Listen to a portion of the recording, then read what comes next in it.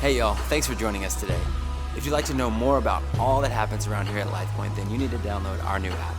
It's got everything from message notes, upcoming events, reading plans, and even the Sunday set list. We hope this series blesses you. Check this out. So this Make Ready series is about how do we get ready for all that God has made ready for us. God has a great plan for your life. I don't know if anybody's ever clued you in on that, but it's true. And so we're looking at a story in the Old Testament of the Bible of a guy named Joshua and the nation of Israel. And so if you haven't had the chance to catch the first or second part of this series, I would encourage you this week, go watch part one. Part one, we lay the foundation for where this series has been coming from and how God has instructed his people that if they would be faithful and follow him, he would lead them into a promised land. And I think, what in the world is a promised land? The promised land is a place that God has set apart for the nation of Israel. And so the nation of Israel are on this incredibly long journey. God is rescuing them from slavery in Egypt, and he's taking them to be free people. This should be a 2-week journey. However, they are unfaithful and they disobey the instructions of God. And because of that, it turns into a 40-year detour. Turn to your neighbor and say, 40 years. I mean, come on, let's be real. I can't stand a 5-minute detour, let alone 40 years. Now you're thinking, why was it 40 years? Really, it's more than a detour. It was a 40-year death sentence is what it is. And that sounds harsh. But what happened is God said, this whole generation that does not want to obey me, I will let their bodies die in the wilderness. And then the younger generation that grows up will be able to inherit the land. So 40 years is just waiting for one generation to pass away. And over the course of this time, God gives these instructions to his leader. This leader's name is Moses. And he says, Moses, I've got this land for you. It's a good land, but you're not ready for all of it yet. So just follow me. And as you follow me, I will give you more and more of the land. And so God says, here's how you're gonna know that you're following me. I'll put a cloud in the sky by day. I'll put fire in the sky by night. When the cloud moves, you move. When the fire moves, you move. And so God basically says to me, he says, listen, when I move, you move. Just like that. That's exactly what you're gonna do. So as God moves, the people of God would move and they would continue to trust and trust and trust. And they have made their way so close to the promised land. They're on the east side of this river called Jordan. They can literally see into the land that God has promised them. And that's where their leader Moses dies. And this new leader steps in, Joshua. And they're in this period of transition. Now we understand transition, don't we? A lot of us are in seasons of transition. We're moving from one place to another, maybe one home to another, one school to another, one season of life to another. And it's in these transitions that life can get scary because we're stepping into the unknown. And God continues to promise them that if you'll be faithful, if you will strive for what I have next, if you'll let go of what was, I will allow you to step into what can be. I have a promise ahead of you. Last week, we learned that if we would walk by faith, if we'll walk it out, God will work it out. And so we've got to step into the unknown and continue to trust him. And so today, I want us to go in our Bibles to Joshua chapter 1, verse 10. We're going to pick up where we left off last week. Today, we're going to wrap up Joshua chapter 1, and let's take a look at this passage together. Joshua chapter 1, verse 10, if you got your Bibles open or you got your apps open or at least following along here on the screen, check out this passage. So Joshua ordered the officers of the people, go through the camp and tell the people, get your provisions ready. 3 days from now, you will cross the Jordan here to go in and take possession of the land the Lord your God is giving you for your own. I love his confidence. Can you hear it in his tone? Get ready, we're going, God's got this, we're going to cross over. Verse 12. But to the Reubenites, the Gadites, and the half-tribe of Manasseh, Joshua said, remember the command that Moses, the servant of the Lord, gave you after he said, the Lord your God will give you rest by giving you this land. Your wives, your children, and your livestock may stay in the land that Moses gave you east of the Jordan. Somebody say east. This is important. We'll come back to this. All right, Moses gave you land east of the Jordan. But all your fighting men ready for battle must cross over ahead of your fellow Israelites. You are to help them until the Lord gives them rest as he has done for you, and until they too have taken possession of the land the Lord your God is giving them. After that, you may go back and occupy your own land, which Moses, the servant of the Lord, gave you. Where is it again? East of the Jordan toward the sunrise. Then they answered Joshua, whatever you've commanded us, we will do. And wherever you send us, we will go. Just as we fully obeyed Moses, so we will obey you. Which, side note, they did not fully obey Moses. So I imagine Joshua's like, great. This is exactly what I was afraid was gonna happen. Because they were like, oh yeah, we're faithful to Moses. No, they weren't. They were a thorn in Moses' side. But nevertheless, they mean well. Just as we fully obeyed Moses, so we will obey you. Only may the Lord your God be with you as he was with Moses. Whoever rebels against your word and does not obey it, whatever you may command them, will be put to death. I mean, that's strong consequence right there. Read this next sentence with me.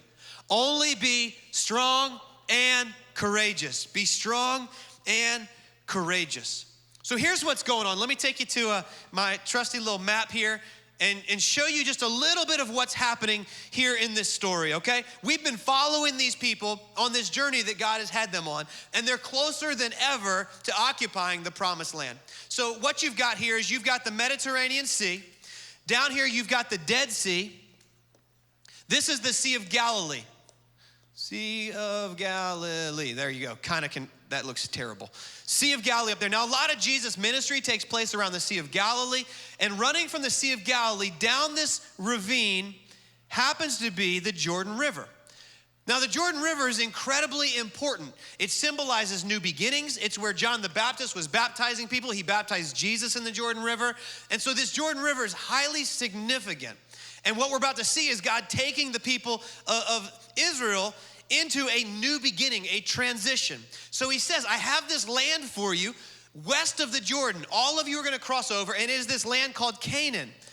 And it's a good land. This is a promised land that God has for them. Now he's told them, I've got all this land for you. As a matter of fact, God even has all of this, but he hasn't instructed them to occupy it just yet. So he's telling them, I need you to cross over the Jordan into the land that I have for you. So currently, the Israelites are residing here east of the Jordan. They're about to cross the river. They're about to go to battle at this city here called Jericho. And then they're gonna begin to go on a conquest where they proceed to take all of this land that God has promised them, and they run off the evil inhabitants that have been there. And so we find this story. We find the Israelites getting ready to travel across the Jordan, but something strange seems to have happened in this story.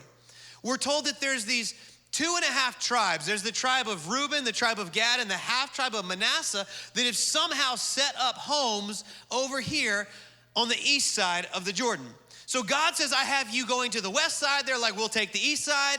And all of a sudden you're like, wait a minute, why are they staying over on the east side of the Jordan? And there becomes this conflict, east side, west side, east side, west side. So if you ever wonder, where does the whole east side, west side battle originate? It's right here. You thought it was hip hop, you thought it was rap, and you come to discover it actually has nothing to do with that at all. That's not true, I made that up, okay? Some of you are like, I didn't know that. East side, west side, right? So I wanna preach a message to you that I've titled, Wrong Side of the River. Wrong side of the river. Why have these tribes set up camp, settled down on the wrong side of the river? If God instructed Joshua to lead all the people across the river, why does it seem that some have settled for the east side? These Reubenites, Gadites, this half tribe of Manasseh, why have they parked out where they are?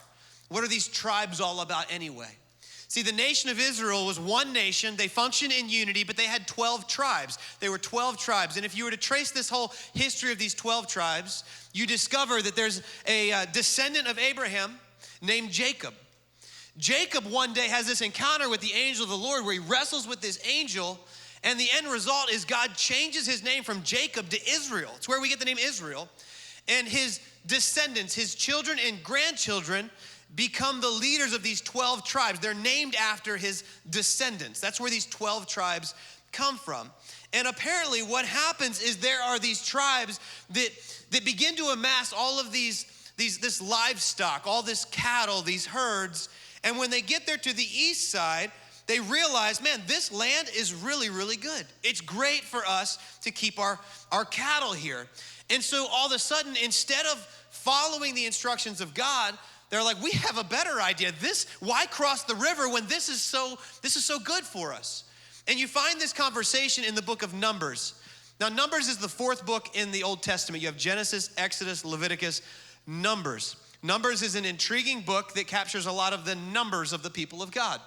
And so we find this conversation, really it's almost like a heated argument between these tribal leaders and Moses. We find that the Reubenites and the Gadites, who had very large herds and flocks, saw that the lands of Jazer and Gilead, which are on the east side of the Jordan, were suitable for livestock. The land the Lord subdued before the people of Israel was suitable for livestock. And they're saying, hey, your servants have livestock. This land is great for cattle. We've got a bunch of cattle. This would be great. Verse 5, if we found favor in your eyes, they said, let this land be given to your servants as our possession. And then look at this next sentence. Read it with me. Do not make us what? Cross the Jordan. Where does God want them to go? Across the Jordan. Where do they not want to go? Across the Jordan. And so all of a sudden we have this moment where they're asking Moses, hey, listen, we're actually kind of fine not stepping into the promised land because what we have here is really good. This pasture is perfect for our animals. And Moses is very opposed to this. He's like, no way, big time opposition. I don't want this. We've been unified. This will cause division. Up until this point, we've been one nation moving together. And now you're trying to divide us. I mean, think about the word division for a minute. What does division mean? Division. Die meaning two, visions. So up until this point, there's been one vision of moving step by step into occupying what God has for them. But all of a sudden, there's 2.5 tribes that say, listen, we actually have our own vision, and that vision is to stay here. And suddenly, division begins to step in to the people of God. And so God is leading them, but they've gotten to the place where they say, we don't really want to go any further. We don't want to follow because this is good. And Moses is getting pretty hot under the collar. He's like, wait, why should you stay here when the rest of us have got to go across and fight battles? It's not fair. You're going to discourage everyone else from going if you stay here. It's important. We need to stay together. There's strength in numbers.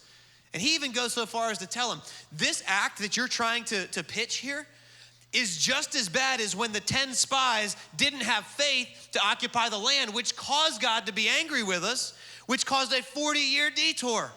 Ain't nobody got time for that again. And so literally they're at odds. And then the leaders of Reuben and Gad come to Moses and say, listen, okay, let's work out a deal. How about this? We'll stay here, we'll build cities, we'll build houses, but we'll send all of our fighting men, our soldiers with you. They will go across, they'll help conquer the land. And when all the land has been conquered, then they'll come back and they'll bring the spoils of the war back home. You settle over there, we'll settle here. And Moses, he's obviously not a fan of this, but he says, listen, if you'll keep your word, then we'll go ahead and you can have this land and we'll move forward. And that's the agreement that they make. And so the 2.5 tribes begin to settle on the east side of the Jordan. The 9.5 tribes begin to make their way across the Jordan. And for the next 7 years, they go to battle and they conquer more and more and more land, and they drive out the inhabitants that were evil in that land. And so as they're driving these inheritance out, they're capturing all of these spoils, and they're able to take them back across the river. But as they're getting ready to cross back over the river, they realize something. We've been traveling as one nation, and now when we cross over the river, we now feel separated. Our kids are gonna grow up and not feel like we are the nation of God, the people of God. And they begin to they're like, man, we wanna feel apart. And they even go so far as to say, God has put this boundary line between us. This Jordan River's a boundary. Now, real quick, did God put that boundary line between them, or did they choose to make a boundary between them? You see, they made a choice and they blame God for it. You ever know anybody do that? So often we make a bad decision. We're like, where were you, God? You ever heard the saying, everything happens for a reason? Sometimes that reason is you're dumb and make bad decisions. I mean that in the nicest way possible. I'm preaching to myself here. They made a bad decision and they're trying to blame God for this. They're like, wait a second, our kids aren't gonna understand. And all of a sudden, because of their actions, civil war almost breaks out between the tribes on the west and the tribes on the east, and they end up working through it. But here's what happens. The Bible talks about these tribes a little bit, and then it talks about them no more. These tribes on the east side of the Jordan, the Reubenites, the Gadites, the half tribe of Manasseh, in 1 Chronicles chapter 5, it talks about this victory that they see, and it talks about how they took all this plunder away from war. But the record of them doesn't end very favorably. As a matter of fact, they kind of become a non-factor in the destiny of Israel. Let me show you what it says. 1 Chronicles 5, it says, but these are the tribes in the east, they were unfaithful to the God of their ancestors and prostituted themselves to the gods of the peoples of the land, whom God had destroyed before them. So they began to prostitute themselves to these other tribes. And so these other people. So what happened is they started allowing the enemy back into their land, and they mixed their worship of the one true God with pagan worship. And God said, I ain't having that. And all of a sudden, look at what God does. So the God of Israel stirred up the spirit of Pul, king of Assyria. That is Tiglath-Pileser, king of Assyria, who took the Reubenites, the Gadites, and the half-tribe of Manasseh into exile. He captured them, took them as captives. He took them to Halah, Habor, Harah. Say that 10 times real fast. Halah, Habor, Harah, and the river of Gozan, where they are to this day. And all of a sudden, these tribes in the east become captives. And they're taken off to exile, and we hardly hear anything about them from here on out. Now, why does this matter? Okay, why is this a detail that deserves a whole week of this series focused on it? This journey, what does it have to do? What is the takeaway? Here's the takeaway. I want you to write this down. Would you put this in your notes? The takeaway is this. When you settle for what is good, you will miss out on what is God. Would you write that down? When I settle for what is good, I will miss out on what is God. As a church, when we settle for what is good, we will miss out on what is God. What does this mean? See, the land east of the Jordan was good. And the Reubenites, Gadites, half-tribe of Manasseh, they're like, this land is good. We want this land. This is good enough. This has room for cattle. We've got cattle.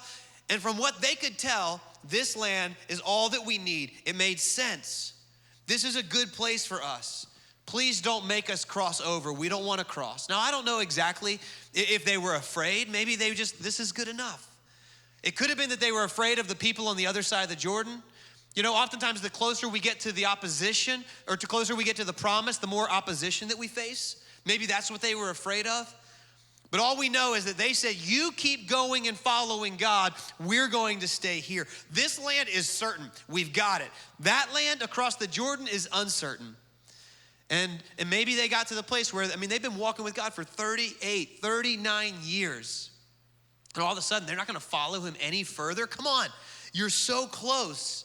You're so close. But what I realize is we can be very guilty of the same thing. That instead of pursuing what God has for us, we stop when things get good. They were comfortable. They had what they needed. This made sense. And so often it is easy for us to get to a place where life makes sense. This is good. This is comfortable. And God says, I didn't call you to good and comfortable. I have a promise for you, but you got to keep moving. So when you settle for what is good, you actually forfeit what is God. They parked out in a place that they were never supposed to live. And so there's all kinds of warnings to us through this chapter of the story. Let me give you a few. These are not gonna be on the screen. They're not even in your notes. This is just something, if one of them hits you, well, you're like, man, that's for me, write it down. Just write it down. Here's the first warning. God will let you settle. God let them settle on the east side of the Jordan. He warned them through Moses, but he let them settle. God will let you settle in a place that you're not supposed to be. He'll let you do that. And I believe the reason he'll let us do that is because many times it's the consequences of settling. It's the pain of settling that wakes us up to this reality that we're not where we're supposed to be. And sadly, some of us need the consequences of life to smack us in the face. You ever heard somebody say, I was at rock bottom, and that's when I called out to God? Isn't it true that that's where a lot of us meet God? When the bottom falls out? God let them settle. In the same way, he'll let you go to a place you're not supposed to be. Are you there right now? Have you drifted? Have you wandered?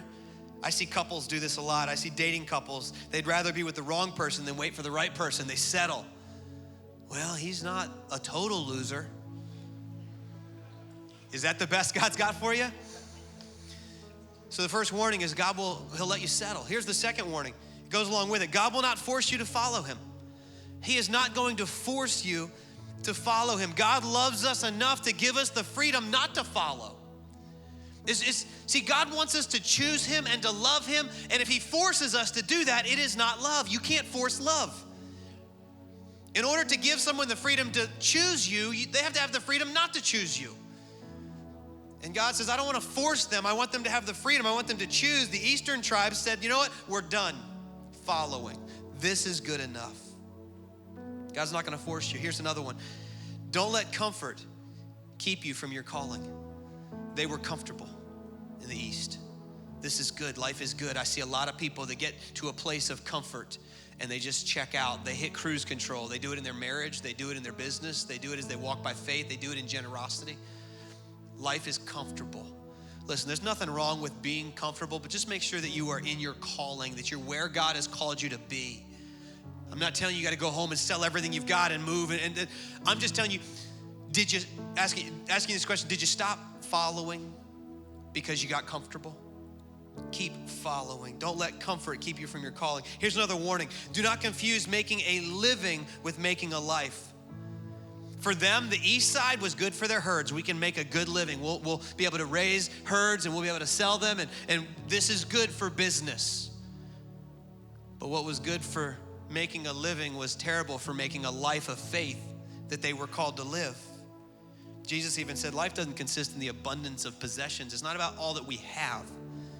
It's about following Jesus and being faithful. Here's another warning. Do not sacrifice what you want most for what you want now. What they wanted most was to finish this journey and be in the promised land, but they discovered that now is really good. And so often if we cling to now, we'll never be open to what's next. And they forfeited what they wanted most for what they could achieve now. This is what we have now. Now is good. Now is attainable. I like to call this the mac and cheese and fish sticks principle. Some of you heard me reference this before, mac and cheese and fish sticks. What do I mean by that? I mean, see, in my house, Tuesday night is date night. Date night. Now this season for us is really crazy, so it shifts around a little bit now, but for years, Tuesday night, my kids know mom and dad going out. Now that means sometimes they get Chick-fil-A, but oftentimes they get mac and cheese and fish sticks. And so you gotta feed the kids before you take off and go get something to eat. And usually we cheap out and we just go, and it's really just about time together, but every now and again, first of the month when money's good, we're like, we're eating good, and we'll go to a steakhouse. I love steak. There's a steakhouse in town called the Brasserie. Oh my goodness, so good. And so oftentimes, here's what happens. We're getting ourselves ready and we're trying to get dinner ready for the kids, and inevitably we got mac and cheese and fish sticks. And how many mac and cheese is like its own food group all by itself. It is a gift of the Lord. And so my wife, when she's making mac and cheese, she will put extra cheese in the mac and cheese. So it is like mac and cheese and cheese. It's so good. So you have to stir the mac and cheese. And so a lot of times she's like, hey, baby, you mind stirring that? I'll start stirring that. And the closer I get to it, oh my goodness, the smell of the cheese and the mac. And I have to sample it because I love my kids, right? I'm a good father. And I take a bite, which then lends to another bite, and so before long, I start eating mac and cheese. And then I'm like, well, but the fish sticks come out of the oven. And I don't know about you, but I grew up eating some fish sticks, and I would dip my fish sticks in applesauce. Anybody with me? Oh, it's amazing. It's amazing. It changed your life. Changed your life. So I'm dipping some fish sticks and some applesauce, eating some mac and cheese. All the while, there's a steak waiting for me, but I'm filling up on junk. And what I mean by that is I'm oftentimes tempted to forfeit what is best for what is now. And I see people do this. Young people, we got our students here on the front row. Don't ever settle when it comes to relationships and dating and, oh, they're the one and he's so sweet. And listen, if he doesn't love Jesus, if she doesn't love Jesus, they're just mac and cheese and fish sticks. Don't settle for mac and cheese and fish sticks. If they're not pursuing the Lord, if they're not challenging you, if you're not growing, don't settle. God's got a ribeye. There is a filet with your name on it. Some of you, you're gonna meet a godly woman and be like, I knew she was the one. She was a filet. She was written. Now, you might need to explain that. Now, if you're here and you're vegan and totally turned off by this illustration, I don't know. God's got some tofu waiting for you. There is a salad. I don't understand it, but it's for you. But do you understand? I'm over here filling up on mac and cheese, and my kids leave and say it to me now. They'll be like, Dad, you got a steak waiting. Get off my mac and cheese. But so often we sacrifice what we want most for what we have now. Here's the last warning. Do not choose preference over presence. Do not choose your preferences over God's presence. Why is this important? You see, the presence of God was moving across the river to the west. And they said, you know what? We'd rather stay here. Here is good. Let's stay here. We prefer this land. And I just see a lot of people that follow God, and one day they say, you know what? This is what I prefer. I see people do it oftentimes in church. Most people will choose a church based on their preference rather than God's presence. Well, I like this church for the preaching. I like this church for that. And we go preference. Find a place where you sense God's presence and dig in, because God will do more through a moment in his presence than a lifetime of your own preference. Seek his presence. It was his presence that moved, and they stayed based on their preference. See, God wanted them to arrive at the promise, but they wanted to settle for the pasture. Always seek the promise of God. Let me close with this question. What area or areas of your life have you settled? Where have you just said, you know what, this is good. Let's stop here. Is there an area of your life? Is there an area where you're tempted to settle? Can you look at a time in your life and say, man, I was walking so close to the Lord and then I just kind of stopped. I got comfortable. I put it on autopilot and I stopped. The great thing about God is that if we will return to him, man, he just invites us right back into this journey. He's given you an invitation to follow. Don't park out on the wrong side of the river. Step into what God has for you. Would you pray with me?